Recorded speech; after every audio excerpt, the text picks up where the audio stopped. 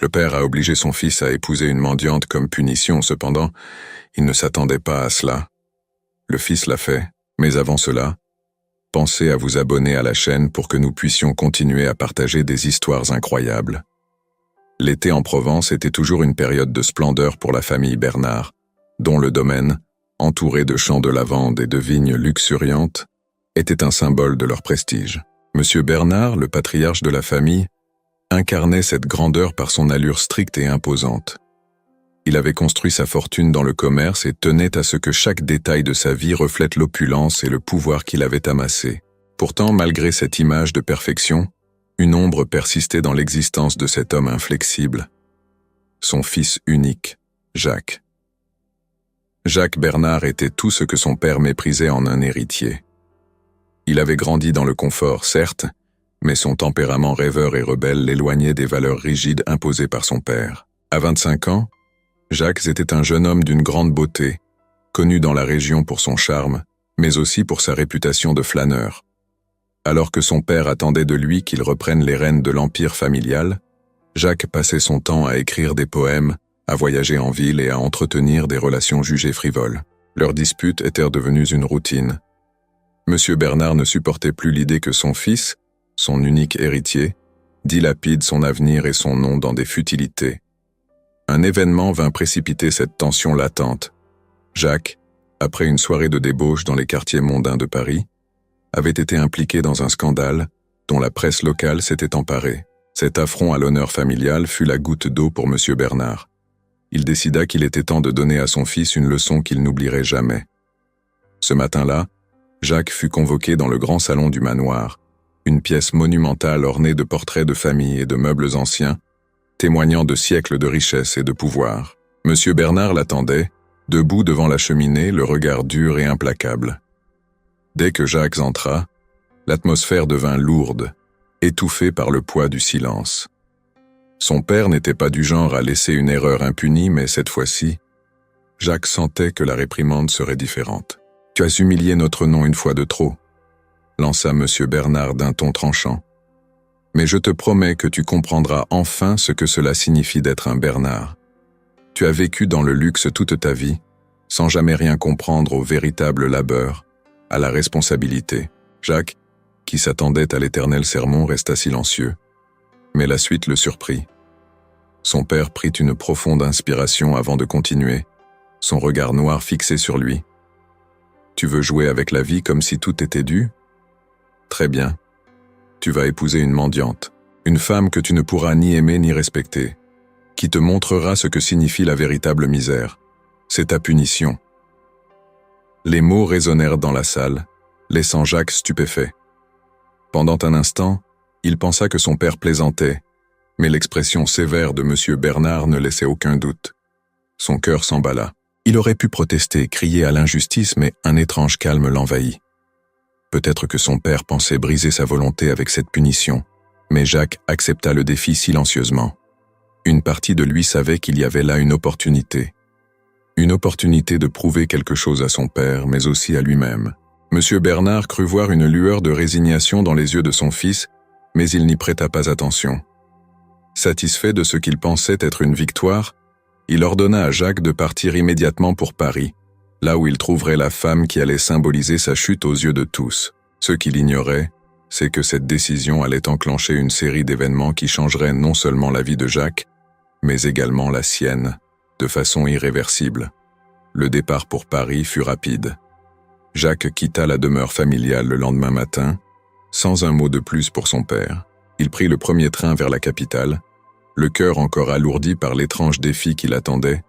Alors qu'il regardait les paysages défiler par la fenêtre du wagon, il se demandait comment il allait accomplir ce que son père lui avait imposé.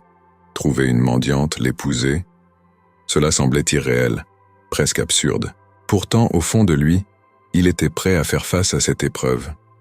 Paris l'accueillit avec son lot de bruit, de chaos et de vie.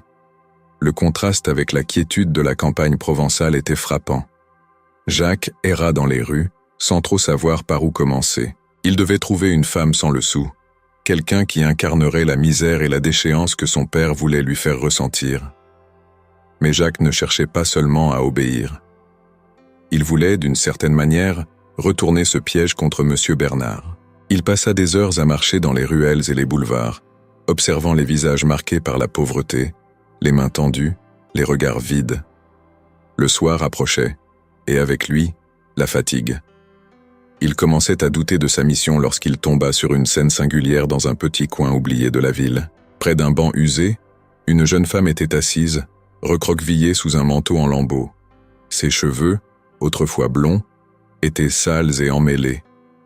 Son visage était couvert de saleté, mais derrière cette apparence négligée, Jacques crut percevoir quelque chose de différent. Ses yeux, d'un bleu perçant, semblaient trahir une intelligence et une dignité que son état ne reflétait pas. Il s'approcha doucement, hésitant. Elle releva à peine la tête lorsqu'il arriva à sa hauteur. « Vous cherchez quelque chose ?» demanda-t-elle d'une voix rauque, sans le moindre signe de peur ou de soumission. Jacques, déconcerté par son ton direct, mit un instant à répondre. « En réalité, je cherche quelqu'un. Une femme, disons, dans votre situation, » dit-il maladroitement. Il n'avait pas encore trouvé la bonne façon de formuler cette demande improbable. « J'ai une proposition à vous faire. » Elle le fixa avec un mélange d'amusement et de méfiance. « Vous ne semblez pas être un homme qui fréquente souvent ce genre de quartier. Que voulez-vous vraiment ?» demanda-t-elle, ses yeux brillants d'un éclat ironique. Jacques se rendit compte qu'il devait être plus direct. « Mon père veut que j'épouse une mendiante. »« Vous ?» C'est une sorte de punition pour lui prouver quelque chose. Si vous acceptez, je vous offre un toit, de la nourriture et de quoi vivre. Ce mariage n'aura rien de conventionnel, je vous le promets. Vous serez libre, mais cela doit être officiel. Il s'attendait à une réaction outrée, voire à des éclats de rire. Mais Élise, car c'était son nom, resta silencieuse pendant un long moment, le fixant comme si elle sondait ses véritables intentions. Puis, contre toute attente, elle sourit légèrement. « Un toit et de la nourriture en échange d'un mariage ? Vous pensez que je vais accepter ça aussi facilement ?» dit-elle en croisant les bras, son regard toujours rivé sur lui. « Je ne vous demande pas de m'aimer, » répondit Jacques calmement. « Ce n'est qu'un arrangement. Vous aurez ce dont vous avez besoin et moi, je gagnerai ma liberté d'une certaine manière. » Elle haussa un sourcil, intriguée. « Pourquoi moi ? Il y a des dizaines de femmes dans cette rue qui accepteraient votre offre sans poser de questions. » Jacques réfléchit un instant. Pourquoi elle, en effet ? Peut-être était-ce à cause de ce regard intelligent, de cette lueur de défi dans ses yeux. Elle n'était pas simplement une mendiante. Elle était plus que cela. « Je pense que vous êtes différente, et je préfère un mariage avec quelqu'un qui comprend ce que je veux. Vous ne serez pas ma prisonnière. » Un silence s'installa entre eux, lourd de sous-entendus. Élise réfléchit à sa situation. Elle n'avait rien à perdre, et l'idée de vivre à l'abri des rues de Paris, même temporairement, semblait une perspective tentante. Finalement, elle se redressa, essuyant la poussière de sa robe. « D'accord, » dit-elle simplement. « J'accepte, mais sachez que je ne suis pas une femme facile à tromper. Si vous essayez de m'utiliser, je trouverai un moyen de m'échapper. » Jacques hocha la tête, à la fois soulagé et intrigué par cette jeune femme qui, sous ses haillons, semblait cacher bien plus qu'une simple vie de pauvreté. Il ne savait pas encore que cet accord allait bouleverser leur vie à tous les deux, de façon imprévisible. Le jour du mariage arriva plus vite que prévu. Jacques avait tout arrangé en quelques jours, s'assurant que l'événement se déroulerait dans la plus grande discrétion, à l'abri des regards curieux. Ce n'était pas un mariage à célébrer avec faste et élégance, c'était une formalité, une obligation. Il n'y aurait ni amis ni famille pour assister à cette union improbable. Seul M. Bernard serait présent, son visage sévère masquant à peine la satisfaction de voir son plan se dérouler comme il l'avait imaginé. La cérémonie eut lieu dans une petite salle de mairie, loin de la grandeur que la famille Bernard avait l'habitude de déployer lors des événements importants. Jacques portait un costume simple, loin des tenues élégantes et coûteuses qu'il affectionnait lors des grandes occasions. Il semblait étrangement calme, prêt à affronter ce que son père croyait être une humiliation. Élise, quant à elle, arriva vêtue d'une robe qu'elle avait trouvée dans une boutique de charité, un vêtement modeste mais propre. Malgré la simplicité de sa tenue, elle dégageait une aura de dignité qui ne passa pas inaperçue. Lorsqu'elle fit son entrée dans la salle, Jacques la regarda, surpris par cette transformation. Ses cheveux, qui avaient été en désordre lors de leur première rencontre, étaient maintenant soigneusement attachés. Son visage, débarrassé de la crasse de la rue, laissait voir des traits fins et délicats. Il se rendit compte à cet instant que cette femme était bien plus qu'une simple mendiante, et qu'il avait fait un choix instinctivement intelligent en la choisissant. La cérémonie commença dans une ambiance pesante. Le maire, un homme d'un certain âge habitué à célébrer des unions plus joyeuses, lut les articles du Code civil sans grande émotion. Il jeta des regards curieux à l'étrange couple devant lui, mais il s'abstint de tout commentaire. L'acte de mariage fut signé rapidement, sans éclat ni discours grandiloquent. Monsieur Bernard, qui observait la scène en silence, ressentit une satisfaction mêlée de cynisme. À ses yeux, son fils s'était lié à une femme qu'il considérait indigne, et cette union serait sa leçon. Il pensait avoir maîtrisé la situation, avoir finalement contrôlé l'avenir de Jacques en l'humiliant publiquement, du moins à ses yeux. Tout semblait se dérouler comme prévu, mais une chose attira l'attention de Jacques pendant la cérémonie. L'attitude d'Élise.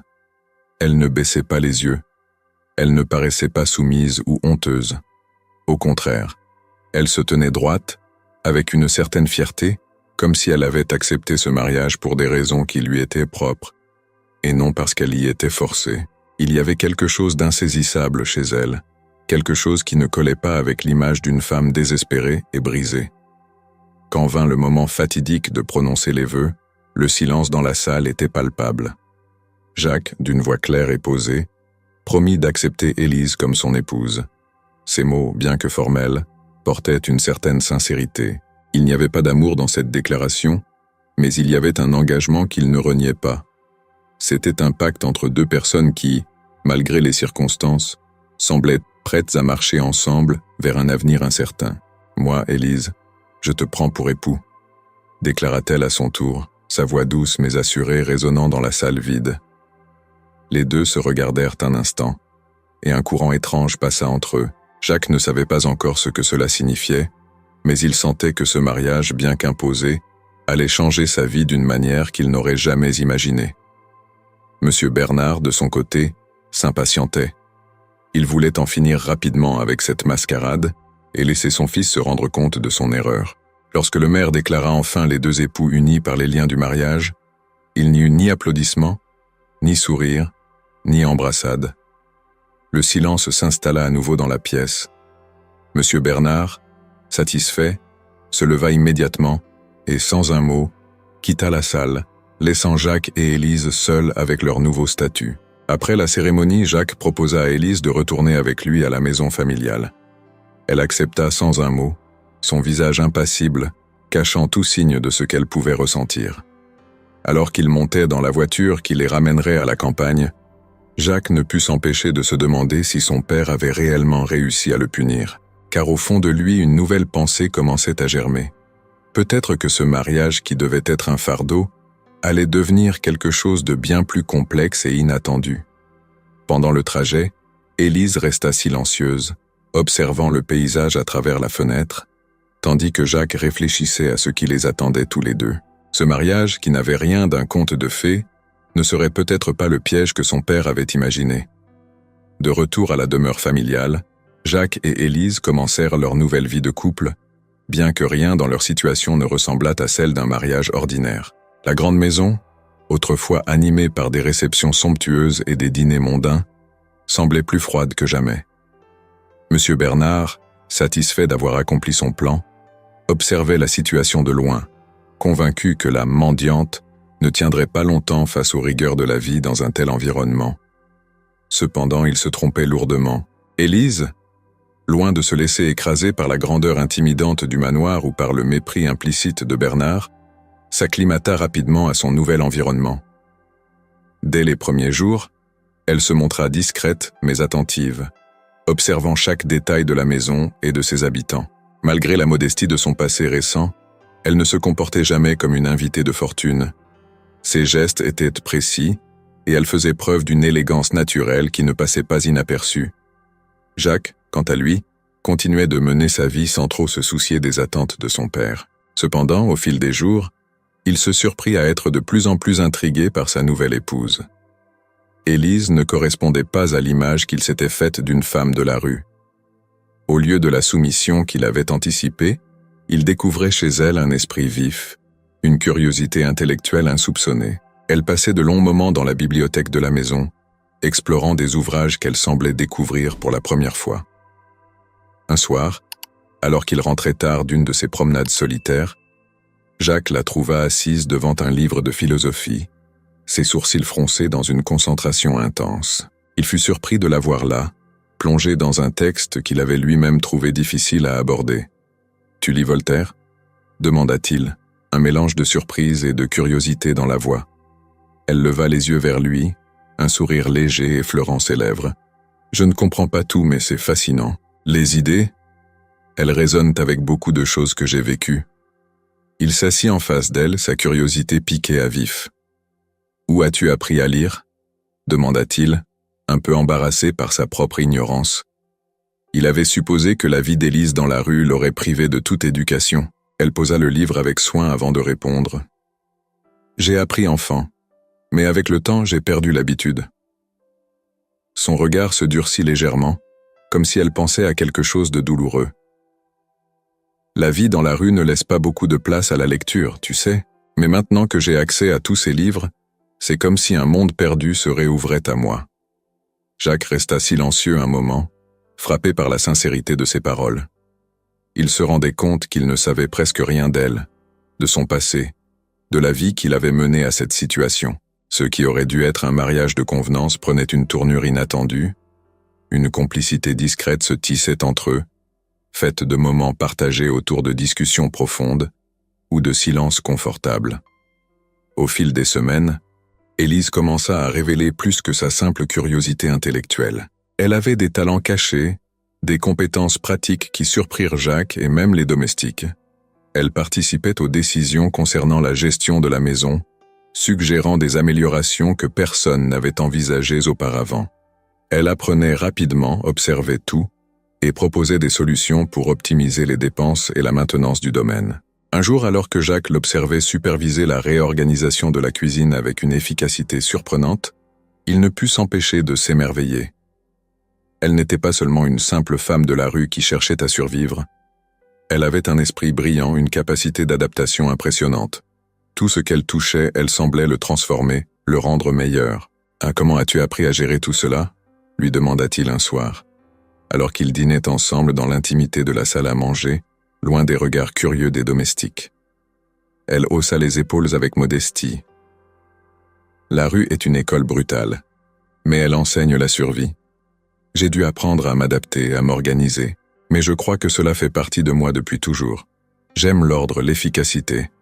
Quand on a si peu, on apprend à faire beaucoup avec rien. » Jacques l'écoutait attentivement, de plus en plus impressionné par cette femme qui, peu à peu, bouleversait toutes ses certitudes. Ce mariage, qui n'était censé être qu'une farce aux yeux de son père, prenait une autre dimension. Élise n'était pas seulement une mendiante que l'on avait ramenée pour jouer un rôle humiliant, elle s'imposait comme une femme intelligente, résiliente et étonnamment indépendante. Chaque jour, Jacques sentait son admiration pour elle grandir. Cette admiration se transforma rapidement en un sentiment plus profond, qu'il n'osait encore nommer. Il ne s'agissait plus seulement d'un arrangement forcé, il commençait à se demander si, finalement, cette union ne pourrait pas devenir bien plus que ce que son père avait imaginé. Pour la première fois depuis longtemps, Jacques se retrouvait face à une personne qui le comprenait, qui partageait son goût pour l'intellect et pour les discussions profondes. Ensemble, ils commençaient à élaborer des projets pour la maison, à réfléchir à des moyens de moderniser le domaine, à réinventer ce qu'ils avaient sous les yeux. Ce mariage, qui avait débuté sous de sombres auspices, devenait doucement une collaboration inattendue, une alliance où chacun trouvait sa place. Et bien que Jacques n'en parlât pas encore ouvertement, il savait que quelque chose de plus grand était en train de naître entre eux. Les mois qui suivirent le mariage virent Élise se métamorphoser, aussi bien physiquement que dans son comportement. La jeune femme qui avait autrefois arpenté les rues de Paris dans des haillons, tête baissée, était maintenant méconnaissable. Son allure s'était transformée en quelque chose de raffiné, bien que toujours empreint de simplicité. Les vêtements qu'elle portait, bien que modestes, étaient désormais propres, ajustés et soulignaient sa silhouette gracieuse. Mais ce n'était pas tant son apparence qui fascinait ceux qui l'observaient, c'était sa prestance et son assurance nouvelle. Elle avait progressivement pris une place essentielle au sein de la maison Bernard. Ce qui avait commencé comme des observations discrètes sur la gestion du domaine s'était transformé en une véritable prise de contrôle des affaires domestiques. Élise avait cette capacité innée à organiser, à anticiper les besoins de chacun et à trouver des solutions pratiques aux problèmes que personne n'avait remarqués auparavant. Les domestiques, qui au départ la regardaient avec méfiance et condescendance, commencèrent à changer d'attitude. Ils voyaient en elle une leader naturelle, une femme capable de comprendre à la fois les besoins du personnel et ceux de la maison.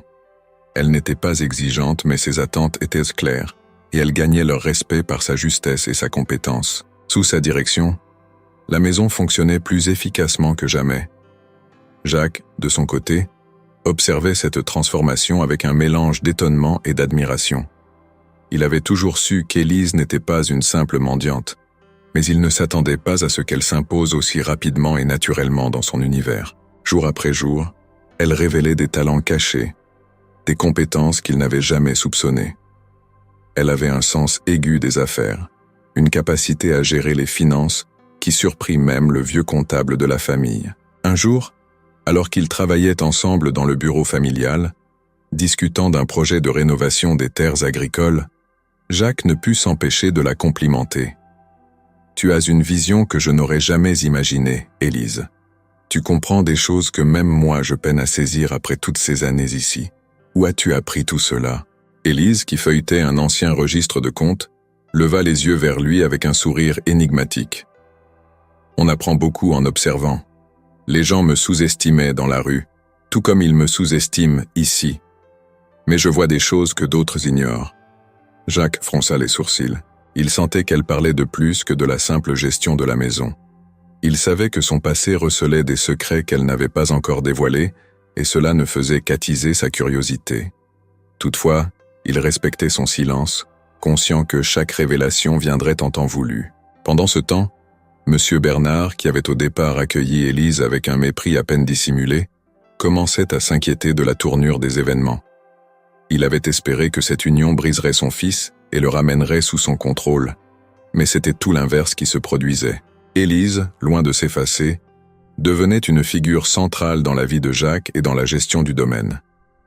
Et son fils, autrefois insouciant et rebelle, semblait se transformer à ses côtés, gagnant en maturité et en responsabilité. Un soir, alors que M. Bernard traversait le salon pour se rendre à son bureau, il surprit une conversation entre Jacques et Élise, attablés autour de plans et de documents. Ils discutaient avec enthousiasme d'un projet d'expansion des terres agricoles pour augmenter les rendements, une idée ambitieuse qu'Élise avait proposée. Avec un bon investissement initial, nous pourrions doubler les récoltes d'ici 2 ans, expliquait-elle, sa voix teintée de confiance. J'ai étudié les registres et analysé les dépenses. Si nous ajustons certaines méthodes, cela pourrait rapporter gros. Jacques hocha la tête, visiblement convaincu. C'est brillant. Tu vois les choses d'une manière que personne d'autre ne voit ici. Monsieur Bernard, caché dans l'ombre de la porte, écouta, la mâchoire serrée. Il n'avait jamais entendu son fils parler ainsi avec autant de sérieux. Le ton léger et indifférent qui le caractérisait avait disparu, remplacé par une véritable volonté de faire avancer les choses. Et cela, il le devait à cette femme que Bernard avait méprisée dès le départ. Élise était devenue plus qu'une simple épouse. Elle était une partenaire. Et cela, M. Bernard ne pouvait pas le tolérer. Cette influence croissante d'Élise sur Jacques et sur les affaires familiales le rendait furieux. Comment avait-il pu laisser les choses prendre une telle tournure? Il avait pensé que ce mariage serait une humiliation pour son fils, mais au contraire, il semblait lui avoir donné des ailes. Pendant ce temps, Élise continuait à s'épanouir dans ce nouvel environnement. Chaque jour, elle renforçait son influence, non seulement auprès de Jacques, mais aussi auprès de ceux qui travaillaient pour la famille. Elle ne se contentait plus d'observer, elle agissait, prenait des décisions et imposait sa vision. Ce qui avait commencé comme un mariage arrangé et forcé devenait peu à peu une véritable alliance. Jacques, quant à lui, se sentait de plus en plus attiré par cette femme complexe et fascinante. Il admirait sa force, sa résilience, mais aussi son intelligence et son esprit. Ce qui avait été un arrangement sans sentiment évoluait en quelque chose de plus profond, bien que ni lui ni Élise n'aient encore mis de mots sur ce qu'ils ressentaient. La transformation d'Élise ne se limitait pas à sa position dans la maison ou dans le cœur de Jacques. Elle commençait à rayonner d'une manière que personne n'aurait pu prédire. Ce qui avait commencé comme une simple farce pour satisfaire l'orgueil de M. Bernard devenait quelque chose de bien plus puissant. Et bientôt, tous allaient se rendre compte que la mendiante qu'ils avaient sous-estimée était bien plus qu'une femme ordinaire. À mesure que les semaines s'écoulaient, la tension montait dans la demeure des Bernard. Ce qui devait être une punition pour Jacques prenait une tournure que M. Bernard n'avait jamais anticipée. Élise, au lieu de se fondre dans l'ombre, devenait de plus en plus influente dans la gestion du domaine. Ce qui irritait profondément Bernard, c'était la manière dont elle gagnait l'estime de tout le monde, y compris celle de son fils. Pire encore, Jacques semblait se métamorphoser sous cette influence, devenant plus impliqué dans les affaires familiales et plus éloigné de l'autorité de son père. M. Bernard, habitué à contrôler chaque aspect de la vie de son fils, voyait cette évolution comme une menace directe à son pouvoir. Élise, qu'il considérait encore comme une intruse indigne, devenait un obstacle imprévu. Il savait qu'il devait agir avant qu'elle ne prenne complètement le contrôle de Jacques et du domaine. Un matin, alors que Jacques et Élise discutaient dans le bureau familial d'un projet de rénovation des fermes environnantes, M. Bernard fit irruption, visiblement irrité. Son entrée soudaine coupa court à la conversation. « Jacques, lança-t-il, le ton glacial. « Puis-je te parler en privé ?» Jacques, surpris par l'interruption, se tourna vers son père, mais avant qu'il ne puisse répondre, Élise se leva, décidant d'elle-même de quitter la pièce. « Je vais vous laisser, » dit-elle calmement, ses yeux rivés sur Bernard. Elle quitta la salle avec dignité, laissant père et fils seuls dans un silence lourd de sous-entendus. Une fois seul, M. Bernard ne perdit pas de temps pour exprimer son mécontentement. « Cela suffit, Jacques. Tu la laisses s'immiscer dans des affaires qui ne la concernent pas. Elle n'est pas à sa place ici, et tu le sais. Je t'ai imposé ce mariage pour que tu apprennes une leçon, pas pour que tu lui cèdes le domaine. » Jacques, d'abord déstabilisé par la colère de son père, garda le silence quelques instants avant de répondre. Il sentait bouillir en lui une colère qu'il n'avait encore jamais exprimée face à cet homme qui avait toujours dirigé sa vie. Mais cette fois, il n'était plus le même.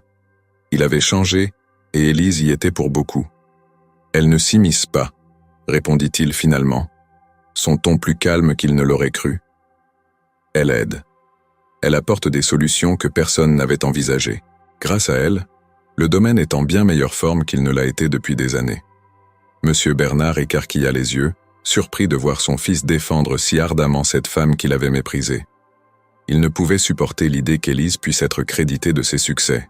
À ses yeux, elle restait une intruse, une opportuniste qui cherchait à manipuler son fils pour mieux s'emparer de ce qui lui revenait de droit. « Tu ne vois donc pas ce qu'elle est en train de faire ?»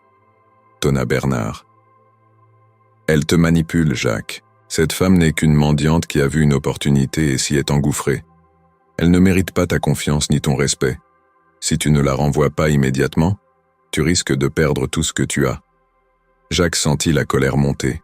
Il se leva brusquement, affrontant son père comme il ne l'avait jamais fait auparavant. « Père, » dit-il d'une voix forte, « tu te trompes. Tu t'es toujours trompé sur elle. Élise n'est pas ce que tu penses. Elle est bien plus que ce que tu as cru voir. Si tu ne peux pas le comprendre, c'est toi qui perdras tout. » Les mots résonnèrent dans la pièce comme une claque. M. Bernard resta figé, choqué par le ton de son fils. Jamais Jacques ne lui avait parlé de cette manière. Il avait toujours été obéissant, voire docile. Mais cette fois-ci, il le défiait ouvertement. « C'est cette femme qui te monte contre moi, n'est-ce pas ?» demanda Bernard, les sourcils froncés. « Depuis qu'elle est là, tu n'es plus toi-même. Tu oublies qui tu es, Jacques. » Jacques secoua la tête, son regard ferme et décidé. « Non, père. C'est toi qui n'as jamais vraiment su qui je suis. Élise n'a rien à voir avec ça. Elle m'a seulement aidé à voir plus clair dans ce que je veux faire de ma vie. Si tu continues à la mépriser sans raison, tu te retrouveras seul. » M. Bernard, abasourdi par ce qu'il venait d'entendre, resta silencieux un long moment. Il sentait que son fils lui échappait, que le contrôle qu'il avait exercé sur lui pendant des années se fissurait sous l'influence d'Élise. Mais il n'était pas prêt à renoncer. Il devait trouver un moyen de se débarrasser d'elle avant qu'il ne soit trop tard. Plus tard, cette même journée, Élise croisa Bernard dans le couloir. Il ne la regarda pas, mais elle sentit le poids de son animosité. Elle savait qu'il la considérait comme une menace et qu'il ne reculerait devant rien pour la faire partir. Elle devait être prudente, mais elle n'était pas une femme facile à effrayer. Les jours suivants furent tendus. Monsieur Bernard, dans l'ombre, commença à manigancer. Il parla au domestique, cherchant à semer le doute sur les véritables intentions d'Élise. Il multiplia les petites remarques, insinua que son passé de mendiante la rendait indigne de confiance.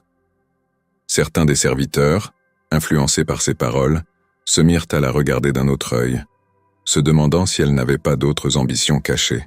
Jacques, de son côté, était de plus en plus exaspéré par les tentatives de son père pour discréditer Élise. Mais ce qu'il ne savait pas, c'est qu'Élise elle-même préparait une riposte silencieuse. Elle avait supporté trop de regards méprisants, trop de murmures, et il était temps pour elle de révéler un aspect de son passé qu'elle avait soigneusement gardé secret. Monsieur Bernard ne le savait pas encore, mais en sous-estimant Élise, il avait déclenché une force bien plus puissante que tout ce qu'il avait anticipé. Les jours qui suivirent les premières manigances de Monsieur Bernard furent marqués par une tension palpable dans la maison. Les regards se faisaient plus lourds, les conversations plus silencieuses. Élise, pourtant, continuait à se comporter avec la même dignité qu'à son habitude, sans jamais répondre aux murmures qui circulaient à son sujet. Mais derrière son calme apparent, quelque chose bouillonnait en elle. Elle savait que le moment était venu de révéler une partie de son passé à Jacques. Non seulement pour dissiper les doutes qui pesaient sur elle, mais aussi pour lui montrer qui elle était vraiment. Un soir, alors qu'ils étaient seuls dans le grand salon, Élise s'assit face à Jacques, le regard sérieux. Il avait remarqué depuis plusieurs jours son air préoccupé et sentait qu'elle était prête à lui dire quelque chose d'important. « Jacques, commença-t-elle doucement, il y a une partie de moi que je ne t'ai jamais révélée. J'ai voulu garder cela pour moi, pensant que cela n'avait plus d'importance aujourd'hui. Mais je me rends compte que si je ne le fais pas maintenant, je risque de te perdre. » Jacques fronça les sourcils, surpris par la gravité de son ton. Il s'avança légèrement, son regard accroché au sien. « Qu'est-ce que tu veux dire, Élise? Tu sais que tu peux tout me dire. » Elle prit une profonde inspiration avant de continuer. « Tu m'as rencontré dans la rue. Tu as pensé que j'étais une mendiante, une femme sans avenir, sans passé. Et à l'époque, je l'étais. Mais ça n'a pas toujours été ainsi. Avant, j'étais quelqu'un d'autre, je faisais partie d'un monde qui n'est pas si éloigné du tien. » Jacques la regarda avec étonnement. Il avait toujours pressenti qu'Élise cachait quelque chose, que son comportement et sa manière d'être ne correspondaient pas à une simple vie dans la rue. Mais il n'avait jamais imaginé ce qu'elle allait lui révéler. « Je suis issue d'une famille noble, » poursuivit-elle, sa voix plus calme à présent. « Nous n'étions pas riches, mais nous avions un titre, des terres. Ma famille vivait dans l'ombre des grandes familles aristocratiques de Paris, mais tout cela a été détruit il y a plusieurs années, lorsque mon père a été accusé à tort de malversation et de trahison. C'était un coup monté, orchestré par des rivaux qui cherchaient à prendre le contrôle de nos terres. Tout a été confisqué et ma famille est tombée en disgrâce. Nous avons perdu notre maison, notre nom, et pire encore, ma mère et mon père sont morts dans la misère. » Jacques resta figé, incapable de trouver les mots. Élise, cette femme qu'il avait rencontrée dans la rue, n'était pas seulement une survivante. Elle portait en elle le fardeau d'un passé tragique, une noblesse effacée par l'injustice. Après la mort de mes parents, poursuivit-elle, je me suis retrouvée seule. J'ai tenté de trouver du travail, mais dans ce milieu, quand vous êtes marqué par la disgrâce, personne ne vous tend la main. J'ai fini dans la rue, mendiant pour survivre, jusqu'à ce que tu me trouves. Jacques prit quelques instants pour assimiler cette révélation. Tout ce qu'il avait imaginé à propos d'Élise, tout ce qu'il pensait savoir, venait d'être bouleversé. Il réalisa alors que la femme qu'il avait devant lui n'était pas seulement une mendiante au grand cœur, mais une personne qui avait connu la gloire, la chute et la résilience. « Pourquoi ne me l'as-tu pas dit plus tôt ?» demanda-t-il finalement d'une voix douce. Élise baissa les yeux, ses mains serrées sur ses genoux. Parce que je voulais que tu me juges pour ce que je suis, pas pour ce que j'ai été. Je ne voulais pas que tu me vois différemment à cause de ce passé. Je suis devenue forte à cause de ce que j'ai traversé. Et je n'ai jamais cherché à retrouver mon ancien statut. Ce que je veux maintenant, c'est avancer. Avec toi. Ces derniers mots résonnèrent profondément dans l'esprit de Jacques. Il la regarda intensément et un sentiment d'admiration nouvelle pour elle s'empara de lui. Cette femme qui avait tout perdu s'était relevée avec une force qu'il n'avait jamais vue chez personne d'autre. « Tu es bien plus forte que moi, Élise, » murmura-t-il en s'approchant d'elle. « Et je suis honoré que tu m'aies choisi pour partager ta vie. » Ils restèrent un moment en silence, se regardant dans les yeux. Pour Jacques, cette révélation ne changeait rien à l'amour qui grandissait en lui pour Élise. Au contraire, il se sentait plus proche d'elle que jamais. Il comprenait maintenant pourquoi elle était si différente, pourquoi elle avait cette prestance malgré son passé. Et plus important encore, il savait qu'elle n'était pas une menace pour lui ou pour leur avenir, mais bien une alliée précieuse. Cependant, cette révélation bouleversa aussi la perspective de leur lutte contre M. Bernard. Ce dernier, en apprenant la vérité, pourrait tenter de détruire ce qu'il voyait comme une menace directe à son autorité. Mais Jacques était désormais prêt à défendre Élise contre tout et tous, y compris contre son propre père. Le soir même, Jacques décida qu'il devait confronter M. Bernard. Il ne pouvait plus rester dans l'ombre de son père, ni laisser Élise subir ses manigances. Ensemble, ils allaient tourner la page et affronter les vérités qui pesaient sur eux. Après la révélation du passé d'Élise, Jacques et elle comprirent qu'ils ne pouvaient plus rester passifs. M. Bernard, malgré toutes ses manigances, ne devait pas rester maître de leur vie. Élise, désormais prête à montrer toute l'étendue de ses capacités, proposa un plan audacieux pour non seulement renverser la domination de Bernard, mais aussi reprendre le contrôle de son propre destin. Un soir, assis dans le salon, Jacques écoutait attentivement Élise exposer son plan. Son intelligence stratégique et sa perspicacité l'impressionnaient plus que jamais. « Nous ne pouvons pas seulement réagir aux attaques de ton père », expliqua-t-elle calmement, son regard rivé sur les flammes dans la cheminée. « Si nous voulons vraiment nous libérer de lui, nous devons prendre l'initiative. Il a des faiblesses que nous pouvons exploiter. » Jacques hocha la tête, prêt à suivre son épouse dans cette nouvelle aventure. « Que proposes-tu, Élise ?» « Premièrement, commença-t-elle, nous devons consolider notre position. Ton père a fait de toi un héritier passif, pensant pouvoir tout contrôler. Mais en réalité, il est vulnérable. Ses affaires dépendent de relations fragiles, et il est surendetté. Nous devons prouver que nous sommes plus capables de gérer le domaine. Et pour cela, il faut que nous montrions à tous que nous sommes une équipe. » Élise avait passé des semaines à étudier les finances et les relations commerciales de la famille Bernard. Elle avait remarqué des failles dans la gestion de M. Bernard, notamment dans les contrats qu'il avait signés avec des partenaires peu fiables. Il y avait aussi des rumeurs de malversation dans les milieux d'affaires, des histoires que Bernard avait su dissimuler jusque-là. « Nous allons d'abord nous concentrer sur la gestion des terres », continua Élise. « Si nous réussissons à augmenter les rendements et à trouver de nouveaux partenaires commerciaux, nous pourrons montrer aux associés de ton père que nous sommes les mieux placés pour reprendre les affaires familiales. Cela affaiblira son emprise sur eux. » Jacques sourit impressionné. « Tu as tout prévu, n'est-ce pas ?» Elle répondit d'un sourire mystérieux. « Nous devons aussi commencer à rassembler des alliés. Il y a des personnes qui en veulent à ton père depuis des années, mais qui n'ont jamais osé agir par peur des représailles.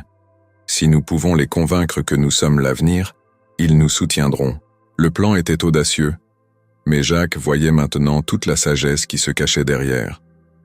Monsieur Bernard avait régné sur son domaine en autocrate, sans jamais penser que son propre fils, allié à une femme qu'il méprisait, pourrait le surpasser. Mais désormais, Jacques et Élise étaient prêts à renverser la situation. Ils commencèrent leur stratégie en toute discrétion. Élise contacta d'anciens associés de sa propre famille, des nobles déchus ou des commerçants influents qu'elle avait autrefois côtoyés dans sa jeunesse. Avec l'aide de Jacques, ils parvinrent à rétablir des ponts avec ses alliés potentiels, leur montrant que, malgré les épreuves passées, Élise était de retour avec une ambition nouvelle et une détermination inébranlable. « Ton père a toujours pensé qu'il était invincible. expliqua Élise un soir à Jacques alors qu'ils examinaient des documents financiers dans leur bureau. Mais la vérité, c'est qu'il a bâti son empire sur des bases fragiles. Il a aliéné trop de personnes, et s'il se retrouve seul, il ne pourra pas tenir. Jacques acquiesça. Et quand nous aurons pris le contrôle, qu'adviendra-t-il de lui? Élise réfléchit un moment. Je ne cherche pas à l'anéantir, Jacques. Je veux seulement que nous soyons libres de décider de notre propre avenir. Si ton père reconnaît qu'il a perdu son pouvoir sur nous, il pourra se retirer sans perdre tout ce qu'il a construit. Mais il doit comprendre que son règne est terminé. Le couple intensifia ses efforts. Grâce à leur gestion habile des terres et à l'expansion des activités agricoles, ils commencèrent à attirer l'attention des principaux partenaires de M. Bernard. Ces derniers, initialement réticents à traiter avec Jacques et Élise, finirent par reconnaître leurs compétences et leur capacité à moderniser le domaine familial. En parallèle, Élise continuait à bâtir des alliances discrètes avec des figures influentes de la région. Elle sut utiliser son passé, jadis un secret douloureux, comme une force. En révélant son histoire à quelques-uns de ses alliés, elle gagna leur sympathie et leur soutien. Ces derniers, qui voyaient en elle une femme digne de respect, étaient prêts à l'aider à regagner sa place dans la société. Cependant, M. Bernard n'était pas dupe. Il sentait que quelque chose se tramait derrière son dos, bien qu'il ne parvint pas à en saisir l'ampleur. Ses domestiques lui rapportèrent que Jacques et Élise travaillaient d'arrache-pied, mais il ne pouvait pas imaginer à quel point leur plan était déjà en marche. Un soir, alors que M. Bernard discutait avec un de ses vieux associés lors d'un dîner, il se rendit compte que la confiance qu'il avait autrefois inspirée commençait à s'effriter. Son associé, autrefois docile et respectueux, semblait maintenant méfiant, posant des questions sur l'avenir du domaine, évoquant les changements récents.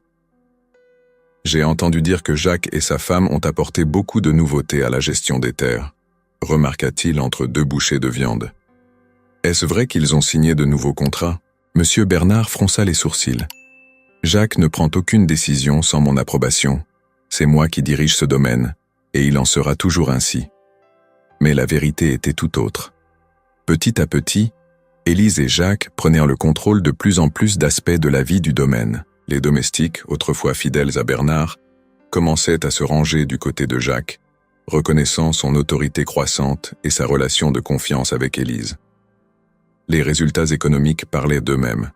Les récoltes étaient meilleures, les affaires prospéraient, et les rumeurs des difficultés financières de M. Bernard se faisaient plus insistantes.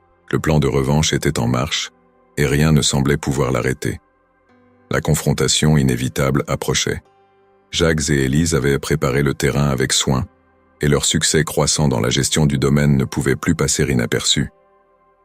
M. Bernard pourtant refusait de voir la réalité en face. Convaincu que son pouvoir était inébranlable, il ne se rendait pas compte que son propre empire lui échappait peu à peu.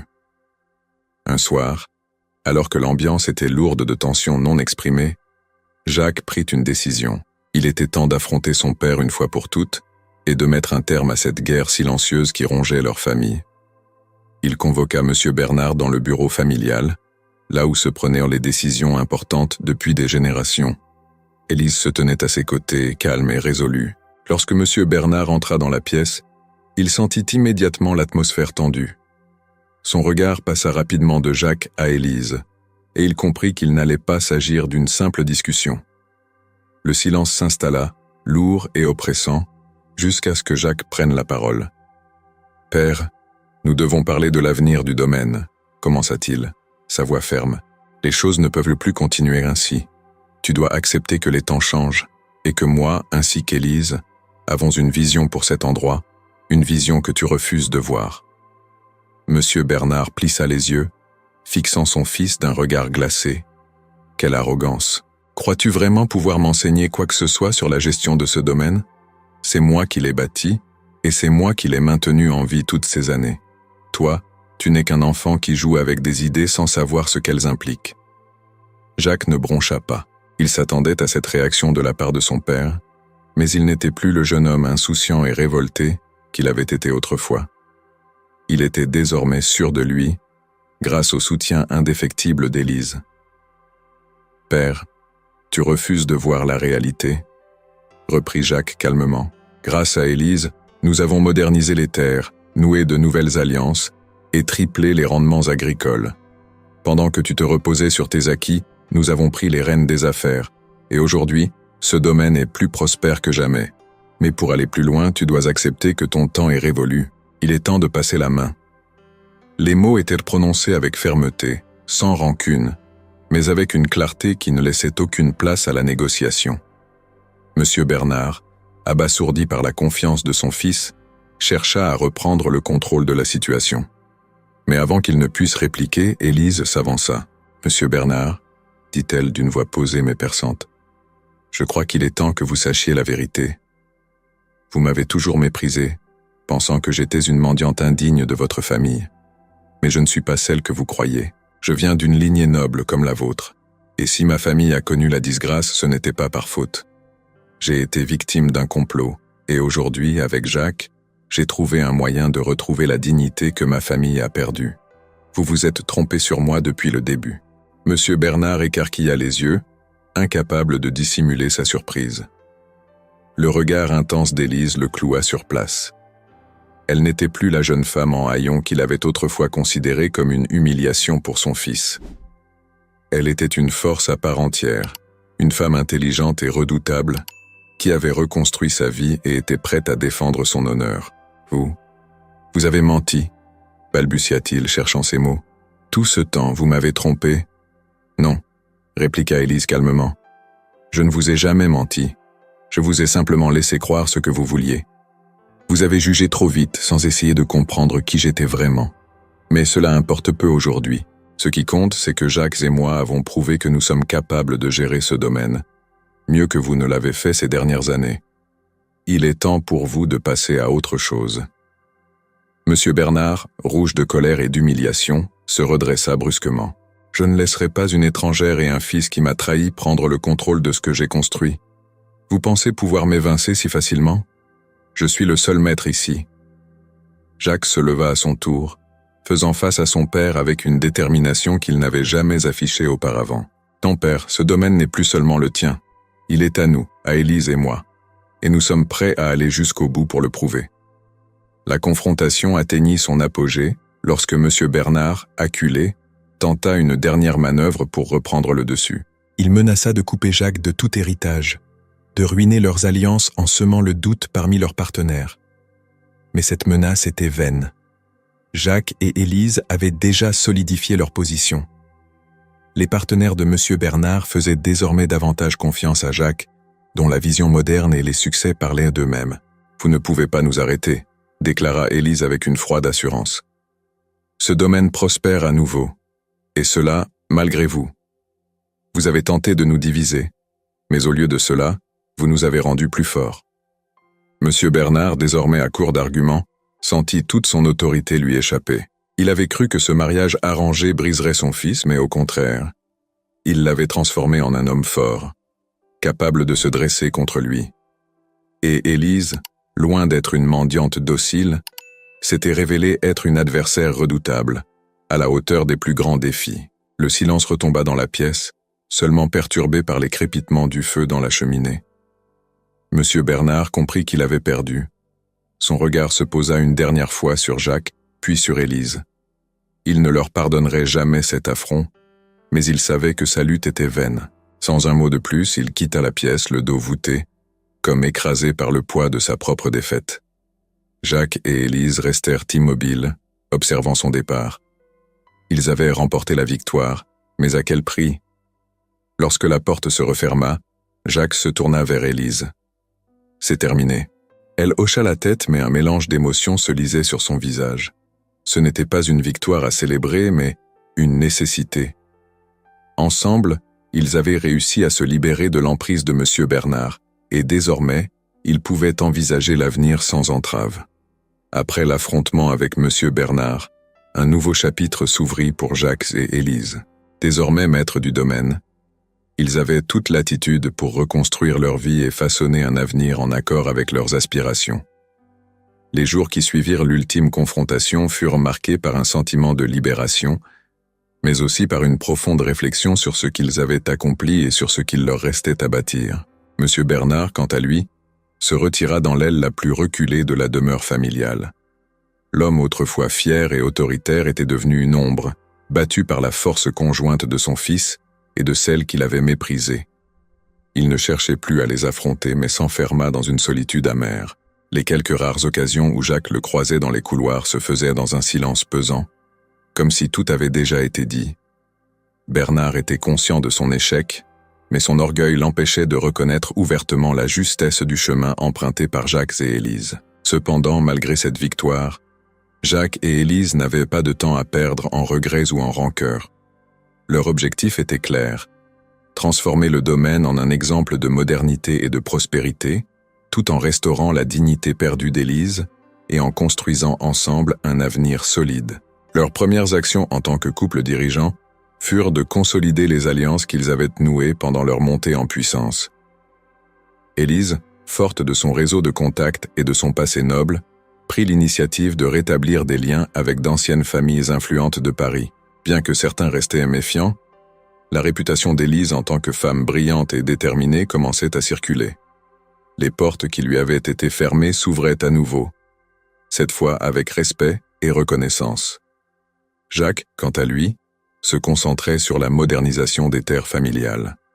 Sous sa direction et grâce aux idées innovantes d'Élise, le domaine prospéra comme jamais. Leurs récoltes augmentèrent et ils développèrent de nouveaux partenariats commerciaux, apportant une stabilité financière qui dépassait celle des années de règne de M. Bernard.